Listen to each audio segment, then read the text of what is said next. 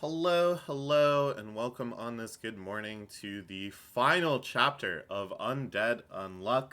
This is a series that quickly became one of my favorite modern Jump titles. I had started watching the anime with my anime club. I wasn't personally all that interested in it, but I didn't realize that it was being directed by a Shaft alumnus who worked on some of my favorite shows at Shaft and definitely carried a lot of that production sensibility into the anime, which quickly had me hooked. First by the production, which was fantastic and weird and experimental, and then by the plot, which was just wild, something that I really could not believe was running in Weekly Shonen Jump. Um, this story of a guy who is immortal and is obsessed with finally dying, meeting a girl who can bring unluck, horrible curses and tragedies and mishaps into anyone that she touches, and him trying to wield this ability to bring about his all too timely demise. It was strange, it was perverse, it was intense. It seemed to both signify some great morality, some messaging around what it truly means to live a good life, and at the same time, so indulgent in its own lore, in its own world building, in its own rules, that it that it seemed to be saying nonsense at the same time. Such a strange, compelling series. I could not even wait for the anime. I started by just sort of reading the manga up till where we were in the anime because I just was enjoying it so much and I kind of wanted to revisit those scenes already. And then, of course, the temptation took hold and I just marathon caught up on it. And this was, in fact, the project that led me to want to read all of Jump, to undertake that endeavor, which I've been keeping up for almost a year now, that we're gonna delve into later today. The full magazine review project. It was on the strength of Undead Unluck because I was like, well, if this is a series that I was like aware of that's been running for a while, and it's this good and it's this weird, then clearly I have no idea what's going on in this magazine. Who knows what other great stuff is lurking within? I got to give it a chance. Yeah, it had quite an amazing run, I think. At first, this very bizarre, almost rom com type thing where it kind of felt like it would be a balance between very wacky but maybe somewhat episodic mishaps revolving around the unluck, and then this escalating romance between undead and unluck, all aiming towards enough affection to allow the unluck to kill him. Again, just a bizarre premise. And then, of course, it started kind of morphing into a battle shonen, as so many series in Weekly Shonen Jump do, that we started getting introduced to all these other negators. Everything was very combat focused. There was quite a few arcs back to back to back that just escalated into big fight scenes, and I was very impressed with those too. That's not necessarily a bad thing. You start off with a very unique premise, a unique genre space, and then as you grab some eyes, grab some attention, you shift gears into something that's much more long-term sustainable, much more expandable, much more franchisable and marketable. And you do that to kind of continue building steam and building an audience. But then it switched gears again, and this is something that I find really unique and really cool. That more and more arcs stopped using fight scenes as their major climax. Things were starting to get resolved through other means. The interplay of all these different rules started to reveal themselves to be kind of complex and intense in ways that didn't involve just punching and kicking and stuff. Um, the battle scenes, I think, were always a really great mix of just raw choreography, Andy using his abilities to rocket himself with his own blood, to really great cinematic effect, especially in the anime. But then almost kind of like a JoJo's-esque power interpretation battle where each person's power has such complex rules and ramifications and it's all about kind of just arranging these scenarios in particular ways to give yourself the upper hand, these sort of puzzle battles.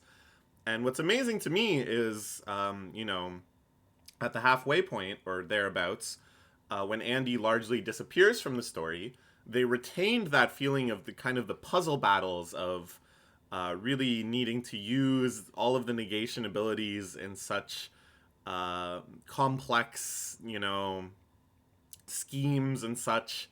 Except that now all of the battles were happening over school life, or suddenly it was like a battle, but it's like warfare instead of your typical shonen battle fare.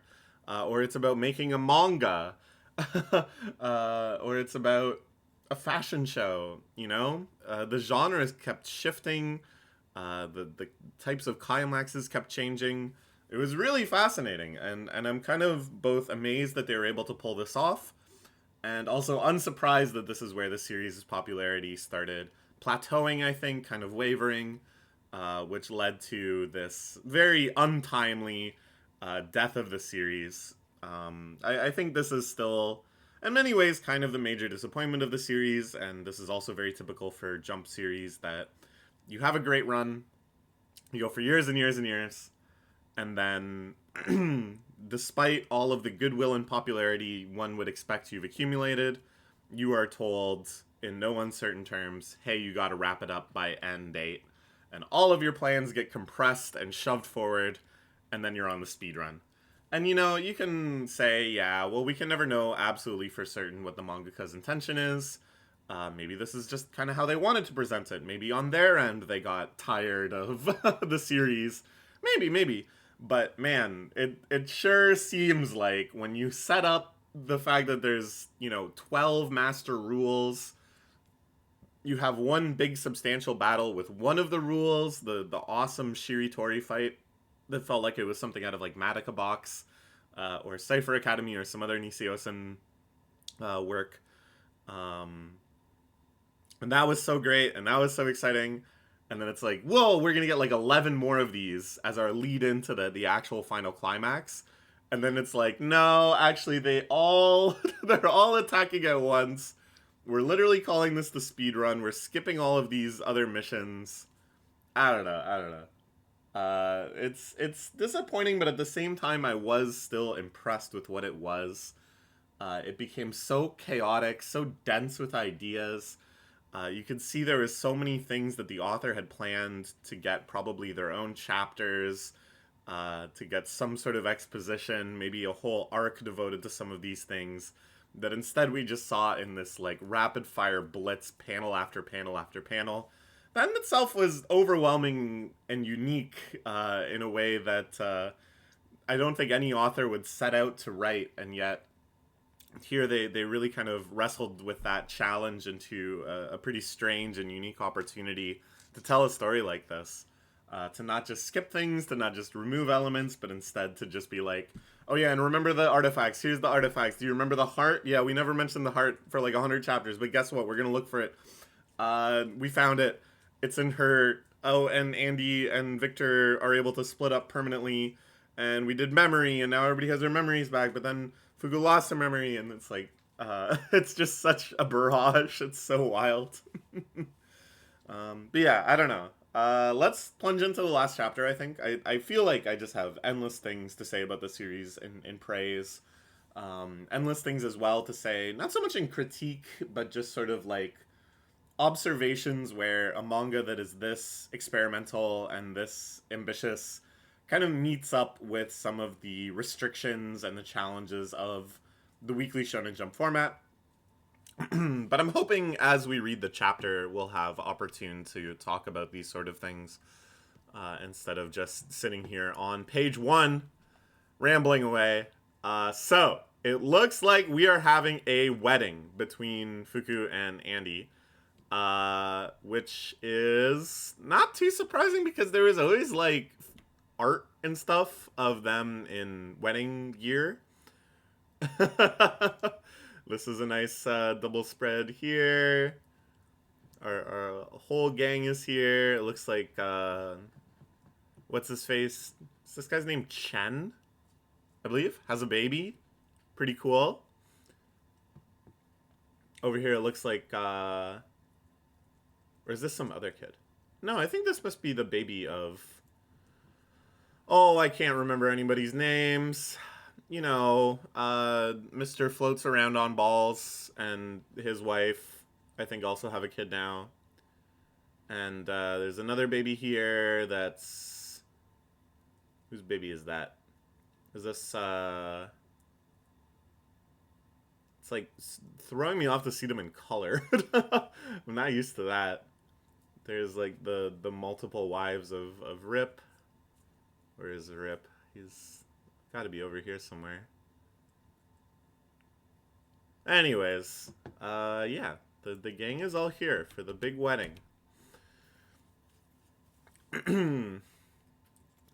Oh, we get to see a kind of where are they now sort of thing. Their jobs in the normal world. I kind of like these endings where you live in a world that's like bizarre and supernatural, but then seems to be trending closer to the real world. And then at the end, it like incidentally becomes just normal Earth. And that's kind of how the plot of the series like dovetails into reality. Stuff like that, I think it can be pretty cool. Evangelion, the rebuilds of Evangelion kind of went for an ending like that, but I didn't really like how they did it. So yeah, Julia is a fencing pro, cool, and manages the union's investments. Victor is a sports trainer, cool. Okay. Oh yeah, Ichigo, that's Nico. Nico and Ichigo, there we go. Miko, yeah. They had a daughter in the previous loop, right? Yeah. The lab members still hanging out. This was one of my favorite things too. When we got to the Union and we got introduced to all the other negators and stuff. I like that they had their own stuff going on. This is something that shonen series do occasionally, is not make it so that, oh, it's the league of whatever, there's like 10 of them, but they're just like individuals. I think it's way more like realistic and way more interesting when everybody in that group has their own squad, they have their own lives, they have, you know, their own personal ambitions and stuff, their own personal motives. Even if it doesn't really manifest in the plotline directly, that when it comes down to it, they're just all fighting as individuals in this unit in that capacity. Just showing that Nico has this lab at the organization and he has this like lab staff that I guess he payrolls and that he's busy doing all these projects and stuff when he has the opportunity. I don't know. It's pretty fun. I just think it makes the world building so much richer. Okay. So they are hiking this insanely perilous looking mountain. I want to experience the changes to this world as my current self. Ah, hanging out with Gina. Cool, cool.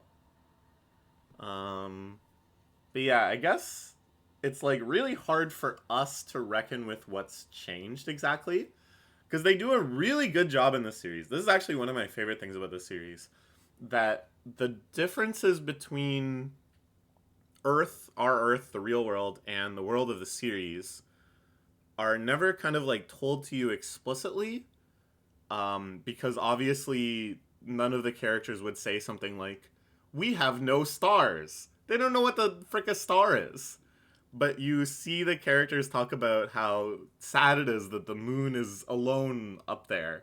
And then later they get the Uma universe as part of the quest. And then suddenly there's all these stars and like aliens show up and all this other crazy stuff happens. And then you're just like, oh shit, there wasn't stars before. I thought that world building was like so cool, so inventive. It really just made me so curious, like what other little things were being hinted at, little distinctions, things that they're missing, things where rules don't yet exist. And here it's kind of like Fuku has synced up with the reader's expectations. That her curiosity now is basically the same as our curiosity in reverse. What's different? How do we find these differences? Okay, meanwhile, Andy is some sort of revolutionary. Based? This is either the most based thing he could be doing or like by far the least based thing he could be doing. He could be working for some like American NGO and just like stifling all popular uprisings in some country. um I don't know. He's developing country support group, security force captain. I mean, I don't know, maybe he's fine. Oh, there's Rip, yeah. Just hungry. Oh, this is where Nico's at too. I guess they're just like doing aggressive kind of guerrilla development. That they're going deep into these countries that seem like they're rife with conflict and just building infrastructure at a rapid pace. I guess. Yeah, I don't know. There doesn't seem to be an American NGO involved, so I'm confident. Okay, Fuko gets to the summit.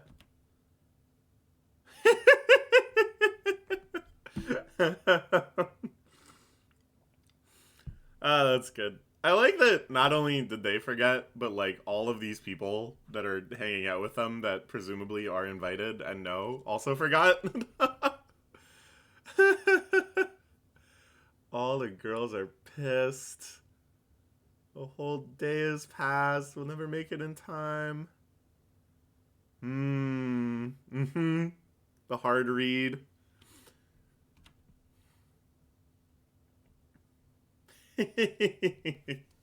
This is fun.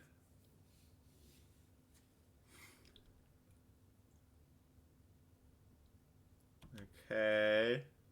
Tatiana shows up. Pro model slash entertainer.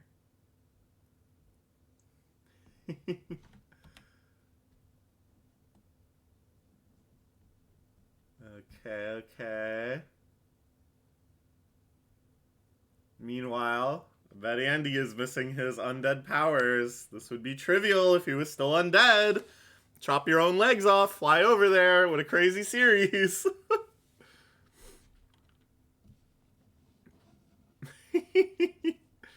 And Nico inventing stuff while they're having a daughter. Very funny. Good.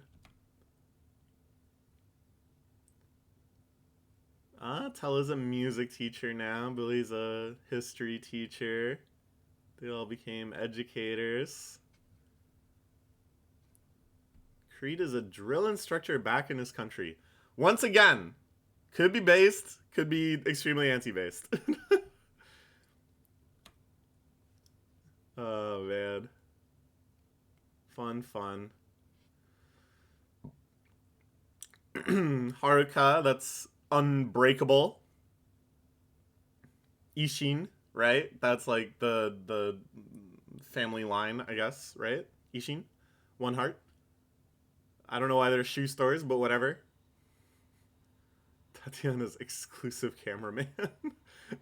Like independent out of guilt.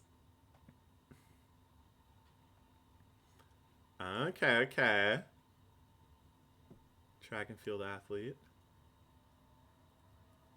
Alright, here they arrive. Showing up dressed up like Andy. Funny. Does this imply that they're making a... He's struggling to lead a lead role. Okay, I think he's just messing with people. I was like, is this... There's in-universe gonna be like a movie about Andy? It'd be very silly. Oh, the Ramen Man. Oh yeah, they're in England. I forgot to point out. Yeah, they're at Stonehenge, where a lot of pivotal things happened in the series. I thought that was a nice touch.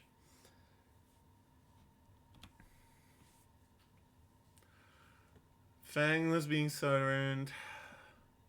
Oh, they have twins. Oh, okay. So yeah, that was Mui on the other side. It threw me off because I was like, well, that's not Shen's wife because Shen has the baby over there. But they had twins. Right, okay. So that is Mui. They did this to bait Fang out, I guess.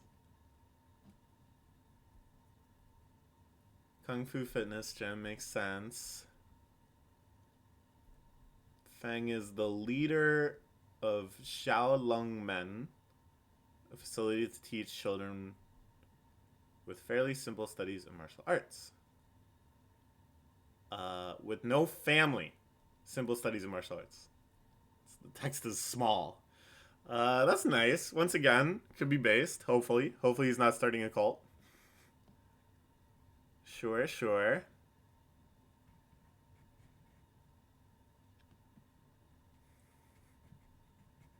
Phil is a normal kid again. Excellent, excellent.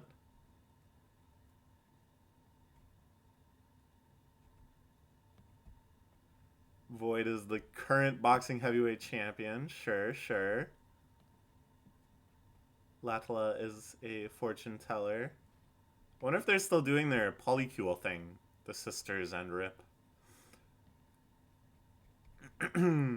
Currently serialized in a certain manga magazine, animated adaptation coming soon.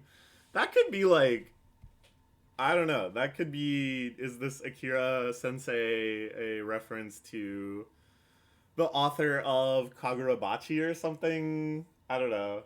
It could be like a little in joke or something that that character was always modeled on a mangaka comrade. I'm just trying to think of what in Jump is getting an anime soon. All I know is Kagurabachi offhand. Here we go. Simultaneous jumping down. Oh, who touched the ground first? Ba-bam. Ba-bam, nothing. You don't get married. Vic will never make up his mind. Interesting, interesting.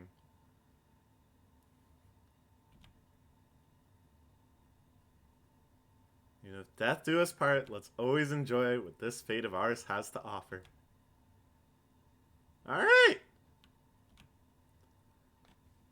We're wrapping it up. It's really over. Show me your vision of justice. This is the story of Andy Fukuizuma. Whoa. They got the bike with the sidecar. Everyone living in this world. Wicked sick. Their quest for the greatest death ever. Nice. I actually wondered, is this gonna end with seeing Andy die? I actually thought they might, as a last minute kind of tonal shift twist, almost like the end of like 6 Feet Under. If you guys know the Western TV show 6 Feet Under, I haven't even watched it, but I know that it ends with showing how every single major character dies canonically, jumping rapidly ahead years, decades in the timeline of the show to just show them all dying, which I thought was pretty wild. I thought it might be something like that, where we get a... Obviously, we were going to get a happy ending. It's not like this would have been a sad ending, but we would cut from something like this to Andy on his deathbed years later. I'm pretty happy with that ending. It's nice. Very pleasant. Not too many surprises. I think something that this series understood is they got like 50 negators, 50 characters, which is kind of crazy. And it's like, at the same time, I think they did a good job such that almost all of them could have been somebody's favorite. They all get their own little arcs. They all get quirks of their personality. They all get their own struggles such that people could relate to them. People could identify with any given one. And so I think spending quite a lot of time in this final chapter, just showing what everybody's doing, showing that they've got families, they've got relationships, they've got cool careers that are underway. Like, I thought that was a very smart choice. Here's one disappointing thing. Fuku and Andy don't even kiss. I mean, they get married. It's like pretty dang intimate. It's not like we're lacking on the intimacy front, but I thought we'd get like a little kiss at least, a little smooch. That is what happens at weddings typically. You may kiss the bride. You didn't even kiss the bride. Yeah, yeah. I like too that the series or this chapter reflects the series's ambitions in terms of wildly different settings, wildly different genre modes. But even in this one chapter, we get a little excerpt of both perilous mountain climbing and the dangers of doing kind of guerrilla infrastructure work in war-torn countries. You know, there's the helicopter scenes and jeep scenes and stuff. I feel like this series, by the end, had really shifted into a mode where that sort of thing was its biggest hallmark. But yeah, good stuff. I don't know if Jump will ever see a series quite like this again. Showing the Volume 1 cover at the end is also... Oh, I just realized. I'm so stupid. I was like, oh, maybe Akira Kuno, that's like a reference to another mangaka. No. This is set during 2020, right? The whole series is set kind of retrograde, where I think it starts synced up with when the manga starts, but then the timeline moves a lot slower than the real life timeline. And then it starts looping around and stuff, so who knows what time it is. But yeah, the start of this chapter sets this one in 2020. So it's talking about Undead Unluck. That Kuno-sensei is making Undead Unluck, and the Undead Unluck anime is coming, well, soon. I think it aired in, like, 2022. Did it? No, 2023. Yeah. So, you know, not that soon, but good job, Akira-sensei. Yeah, so I guess that's why they show the volume cover at the very, very end.